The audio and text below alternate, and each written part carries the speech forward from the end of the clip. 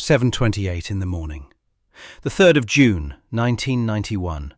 A car park beside the public toilets in Coagh, County Tyrone. A man sits on a low wall reading a newspaper. His hair is the wrong colour, dyed the night before in a billet bathroom under artificial light. His jacket is 2 sizes too large, padded at the shoulders to build a frame that is not his own.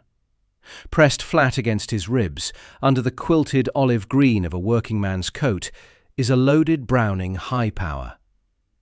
He is not Alister Harkness, the kitchen factory worker who parks here every morning at 7:30 without variation. Harkness is at work by another route this morning and does not yet know his car has been borrowed as a prop.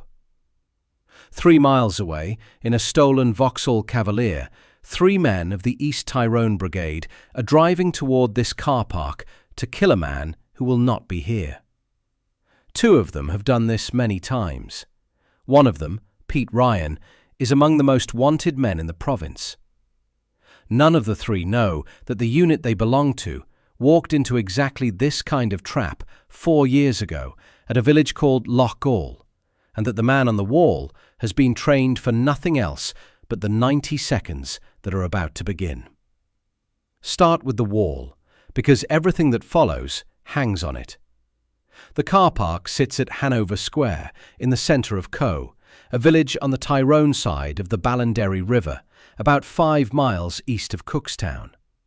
Across the square stands the Hanover House Hotel, then disused, its windows dark. The man on the wall has parked a gold Austin Maestro rear to the toilet block, in the exact bay a former part-time soldier uses every weekday. He has the newspaper open. He turns a page. He has been told to look up at nothing, to register everyone, and to wait.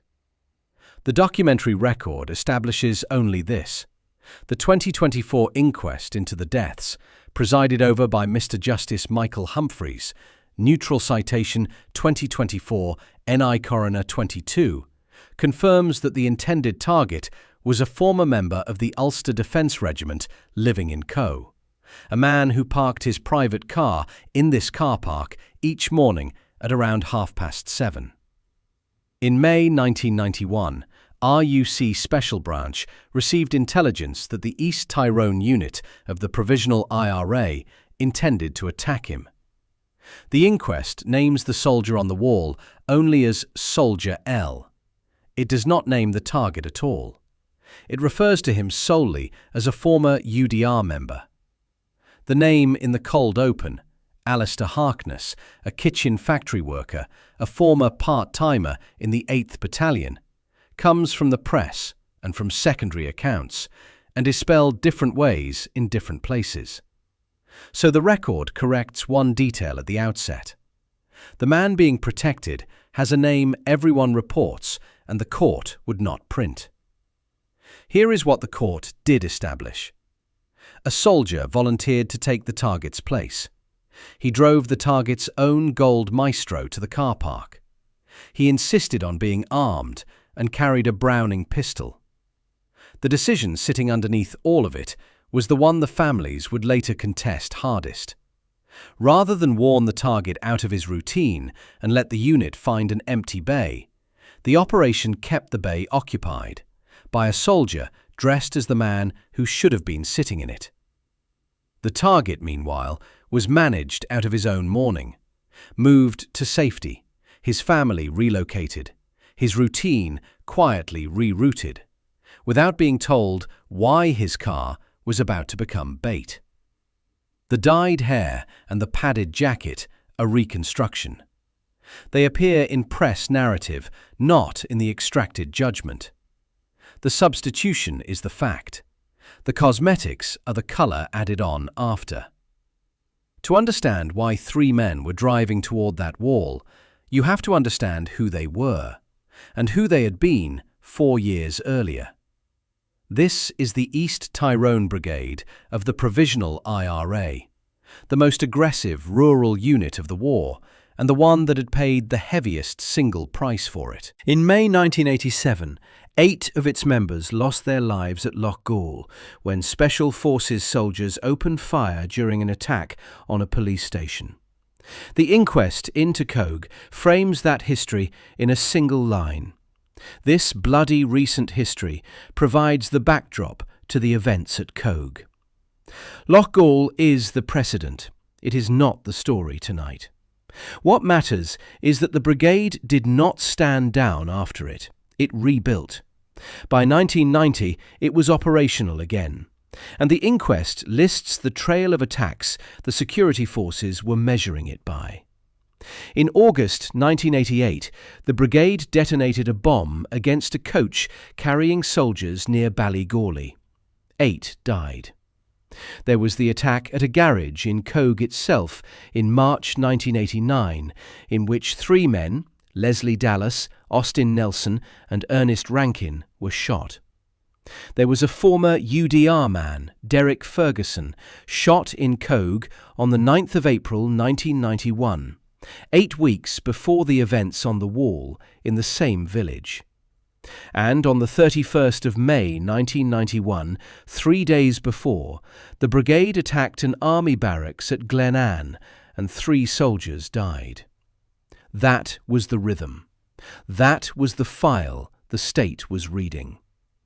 The brigade kept long target lists. It moved with patience, and former members of the UDR, local, part-time, identifiable, living at known addresses, stayed on those lists for years after they had taken off the uniform. The man whose bay was now occupied by a soldier reading a newspaper was on one of them. That is the campaign.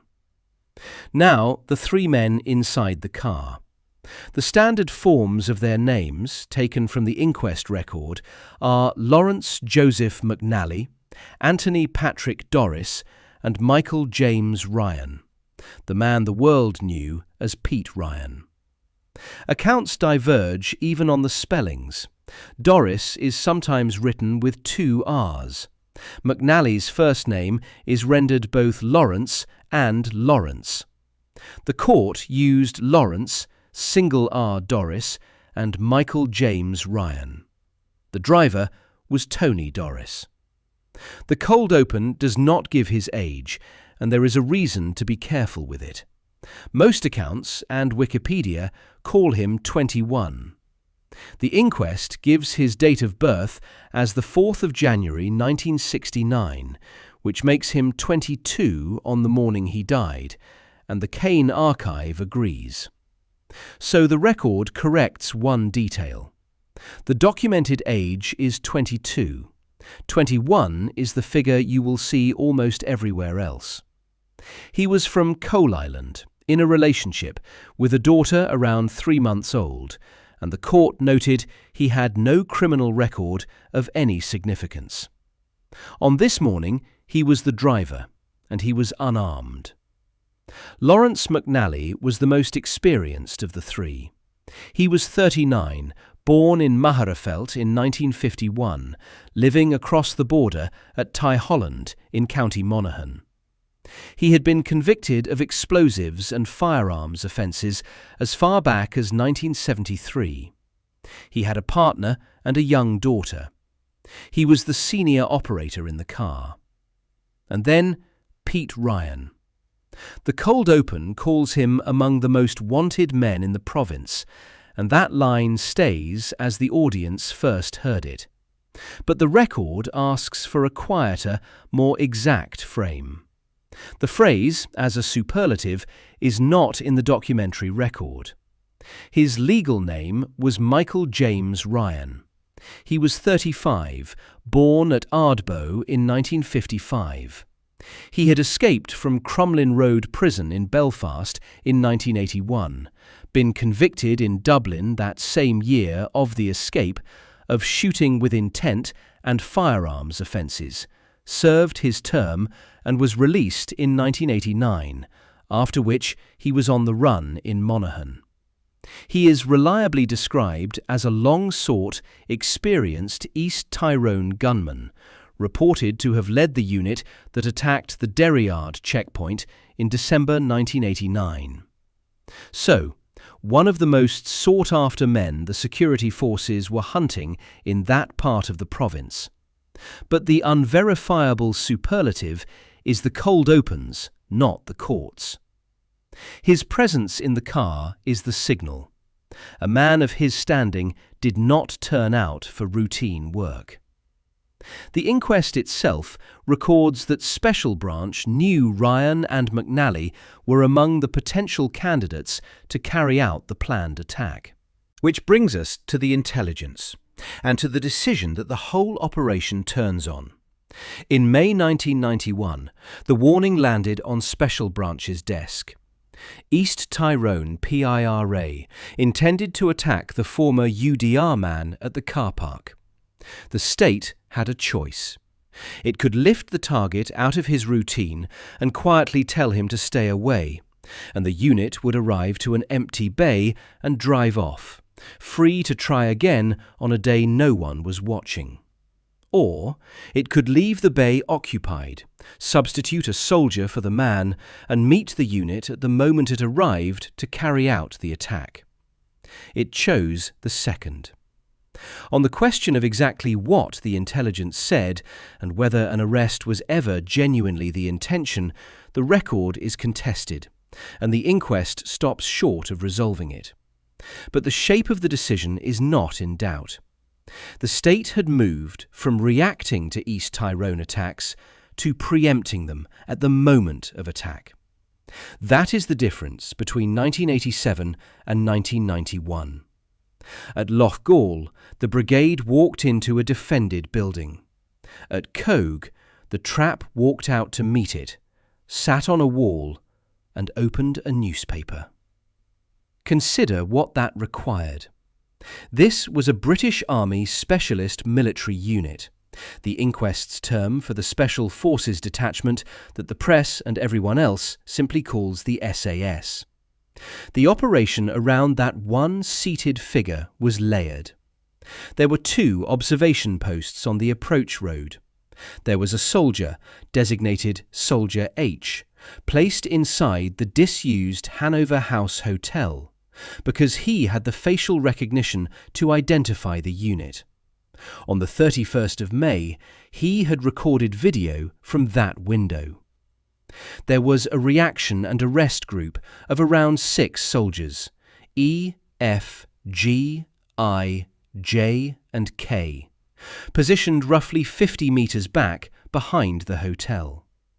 And 10 feet from the car park, there was the cover group, 4 soldiers, A, B, C and D, concealed inside a modified flatbed Bedford lorry dressed up to look like a builder's truck. Uniformed police backup waited nearby. Soldier L on the wall wore a concealed earpiece. The communications were one way. He could be told what was coming. He could not answer back. He could only sit and turn the page and wait for a voice in his ear. There had already been one rehearsal. On Friday the 31st of May, the same trap was set, and around 8 o'clock it was stood down. No unit appeared. The soldiers withdrew and reset for Monday. Reinforcements flew over from Great Britain on the 2nd of June, and one of them, Soldier E, took over as ground commander for the second attempt. So the man on the wall on the morning of the 3rd had already done this once, for nothing, and been sent home. He came back and sat down again. The discipline of the wait is the discipline of every soldier in that square. You feel it, you file it, you continue. A civilian walks across the car park. The seated man registers him, runs a silent threat assessment, and returns to the newspaper. A car slows. It is logged and dismissed. Nothing in his posture is allowed to change. The whole architecture depends on the unit seeing a part-time former soldier doing the dull, fixed thing he does every weekday: parking, sitting, reading. right up until the instant the unit commits. The horror of it is in how ordinary it has to look. And while he waits, the same patience is being practiced 3 miles away, and the night before. This is the part the cinematic versions tend to skip. The car the unit would arrive in was not theirs. Late on the 2nd of June, around 10 to midnight, 4 masked men, 2 carrying rifles, took over the home of the Donnelly family at Loop, near Moneymore, about 5 miles from Coagh. They held the family overnight. At around 7:30 the next morning, they took the family's red Vauxhall Cavalier, registration IJI 3533, and warned them not to report it for an hour. The Cavalier then ran a back roads route, Loughgall, Ballygillen, Rusky, Bridgend, over the bridge and into Hanover Square, arriving shortly after 7:30. So now hold the 2 cars in your head, because the accounts blur them and the inquest does not. There is a gold Austin Maestro parked rear to the toilet block, with a disguised soldier beside it. And there is a red Vauxhall Cavalier, stolen overnight from a terrified family, carrying 3 men toward the bay where the Maestro sits. One car is bait. The other is the unit. They are about to meet.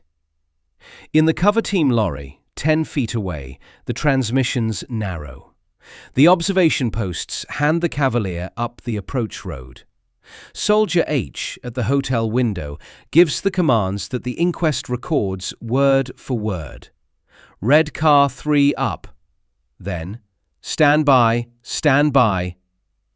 The man on the wall does not look up. The page is open. The voice in his ear is the only thing moving. Then the contact, and the contact is seconds.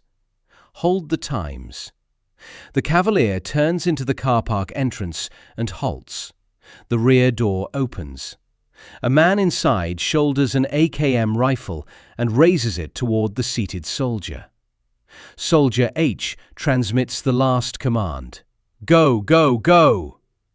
The sides of the Bedford lorry drop. The 4 soldiers of the cover group open fire from about 10 feet. The man on the wall throws himself backward over it, falling some 14 feet to a grass bank below. Inside the opening seconds, the cover group fires roughly 40 rounds at close range. That figure needs care, because it is the one the niche gets wrong, and because it is the easiest place to over-dramatize. The roughly 40 rounds is the cover group's opening volley, not the total. The weapons were Heckler & Koch G3 rifles, firing 7.62mm NATO rounds. When the scene was examined, 138 cartridge cases were recovered. An RUC report references up to 149 shots in all. The popular accounts call the ammunition armor-piercing, as though it was settled fact. What the inquest establishes is the count: 138 cases, of which the breakdown was a mix of armor-piercing and tracer, and that one soldier carried 60 rounds of armor-piercing ammunition. So the honest frame is an opening volley of around 40 rounds inside a total of roughly 138 to 149. Not a single clean number. A range. The Cavalier, struck and moving, rolled forward, crashed into a parked Volkswagen Golf and the wall of a house 20 to 40 meters up the road. Both vehicles caught fire. Ammunition cooked off in the heat. 2 Romanian-pattern AKM rifles were later recovered from the IRA car, both set to fully automatic, each with a magazine. Around 136 unfired rounds were at the scene. And here the inquest delivers the finding that overturns 30 years of how this story has been told. On the balance of probabilities, the coroner found no member of the IRA deliberately discharged a weapon at Coagh. The rifle by Ryan's body had not been fired at all. The rifle by McNally's had 2 spent cartridges, one discharged inadvertently, the other set off by the fire. The MOD's own 1992 document, the inquest noted, classes Coagh as an incident in which terrorists were armed but did not open fire. The version you will hear most often, that the IRA got a shot off, that it was a firefight, does not survive the record. 2 of the 3 men got out of the wrecked car under their own power before they fell. The Republican account that they fled on foot and were hunted down does not survive it either. The pathologists found no evidence the bodies had been moved. The court attributed the shots. Lawrence McNally and Pete Ryan were shot by Soldier G. Tony Dorris, the unarmed driver, by Soldier B. 3 men died in the car. Bodies were removed in mid-afternoon. The Cavalier was taken to a barracks that evening. In the rear footwell were 2 AK magazines and body armour, and the rear seat had been removed. The men were identified by dental records. And then the silence.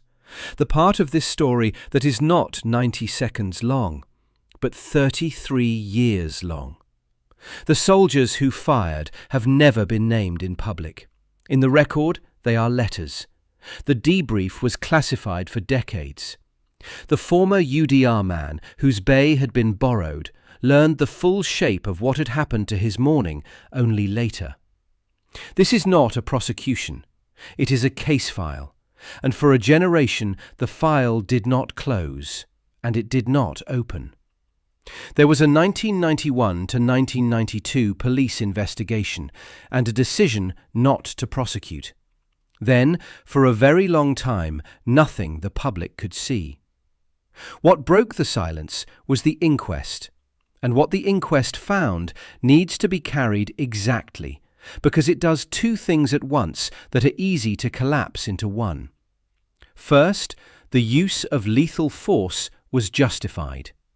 In each case, the coroner found, the soldiers had an honest belief that it was necessary to prevent loss of life, and in the circumstances they believed to exist, the force was reasonable.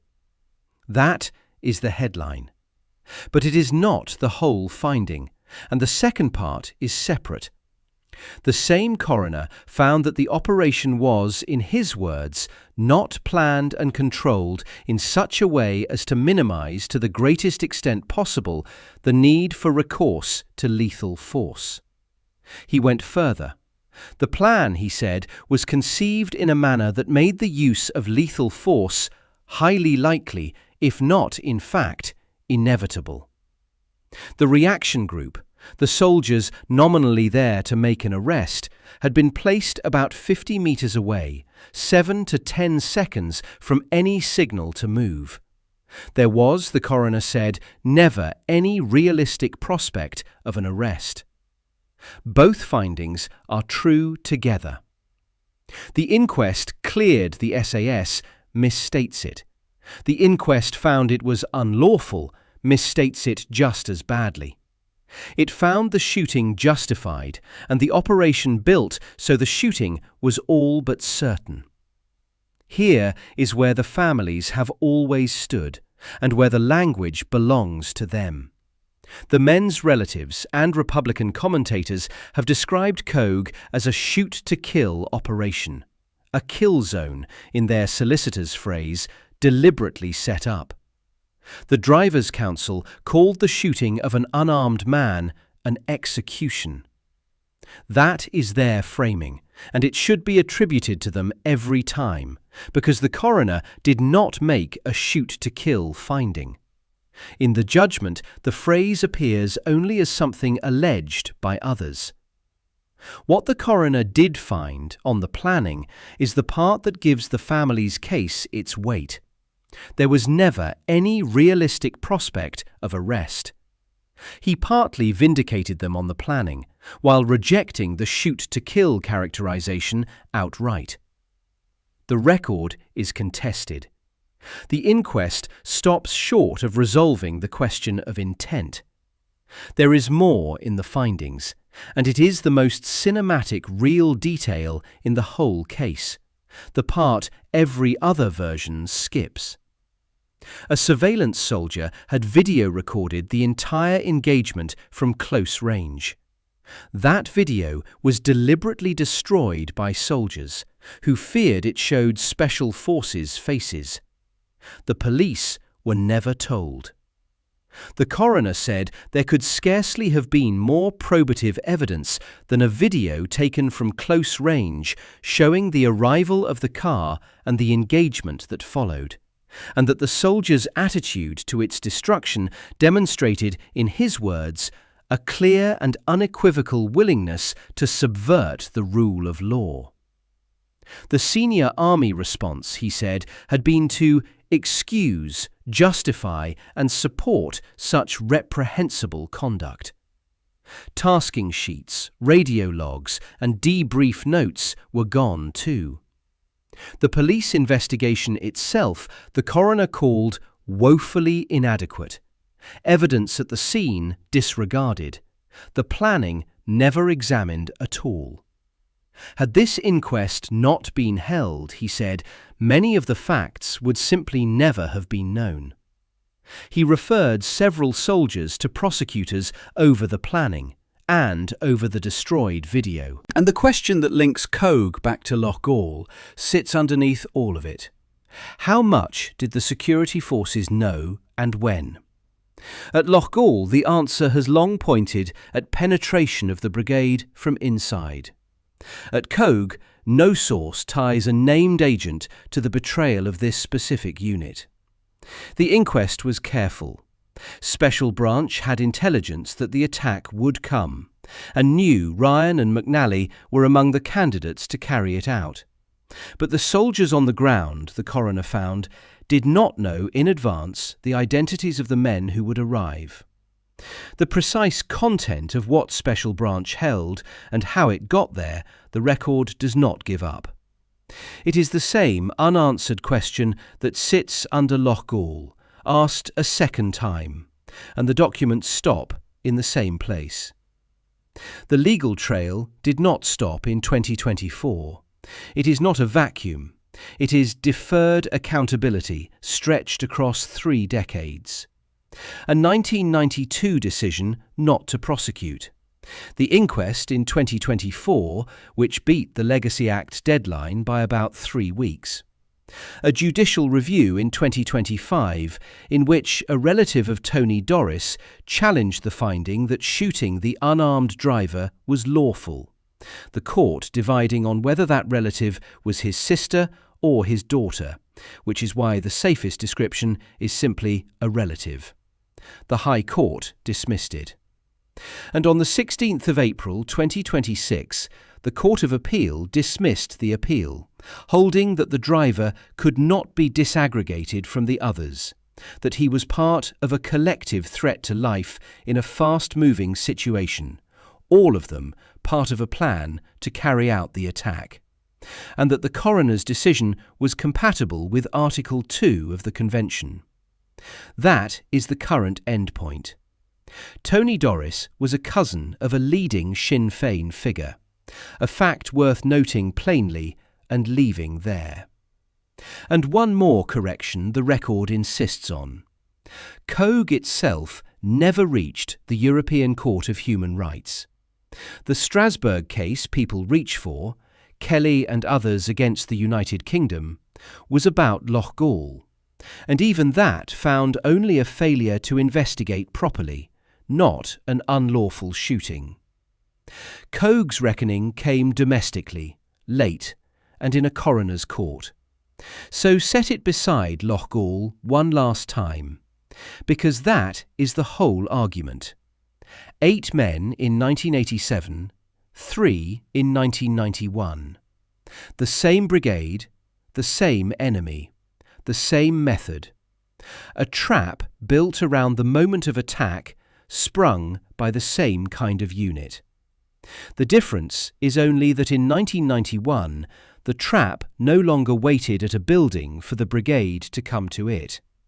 It walked out into a village square, took a man's car, took his bay, took his morning, and sat down with a newspaper.